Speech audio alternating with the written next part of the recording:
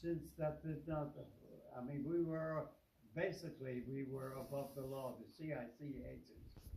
So one day, I found out that my radio was repaired, and it was in the basement of the Palace of Justice, where the trials were being held.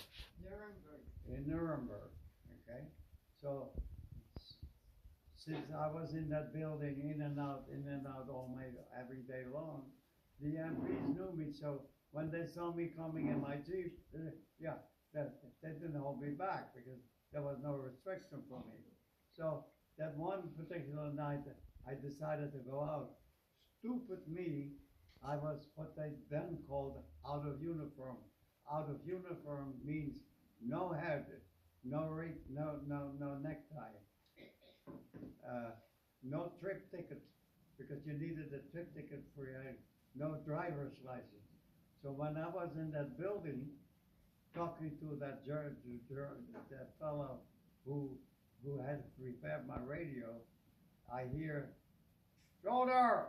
And I looked up, and there is a full colonel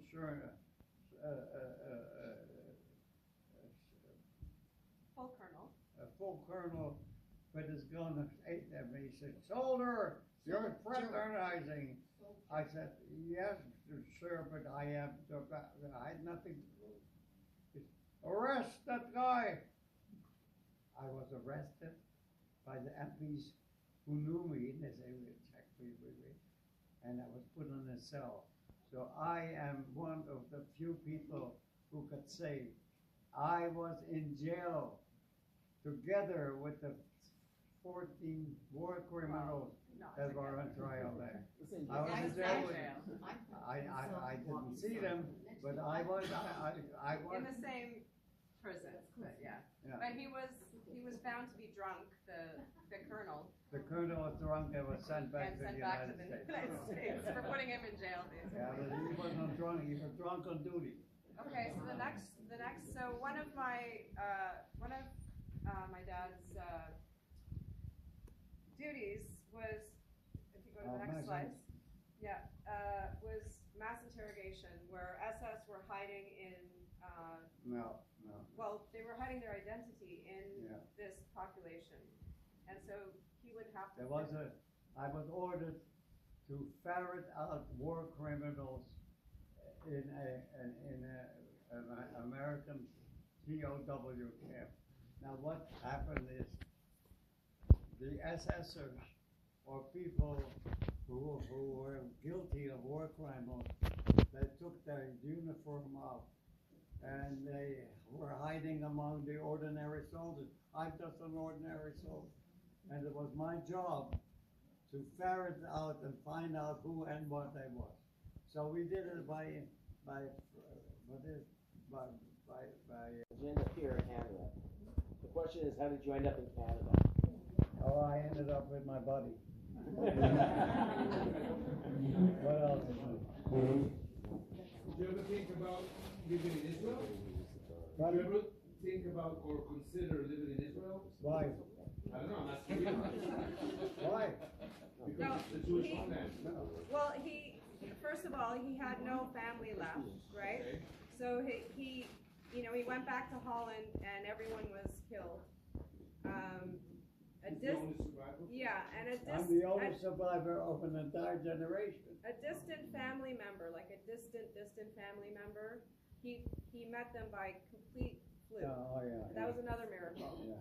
And then he became friends with their family, and they ended up immigrating to Canada because there was nothing left. There was nothing left of bad memories in Holland, right? No one was there. He had no family left. So his close friends that he made, they were going to move to Canada. So he figured he'd go there. And it's also close to the United States because there's a long story, but he didn't end up going back to the States, or not back.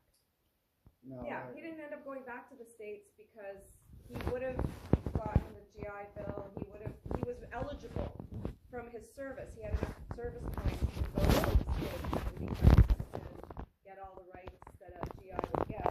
But different things happened. Anyway, he ended up in Canada because of that. Did it change in any way how you feel about your Judaism, the war, and your survival story? Did it change in any way your Jewishness? Not really. Not really? Jack, Tamara is I, here. Tamara is here from Holland. Did you know? Where is Tamara here? Tamara, show yourself, please.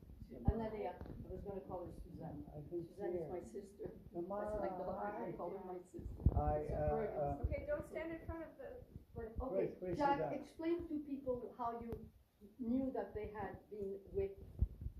Explain how He's you only got so much found no, out. sit down, No. sit down. Okay, can you tell people how you found out they were SSers? To make you acquaint, or to make you more familiar with me, I am a non-religious Jew.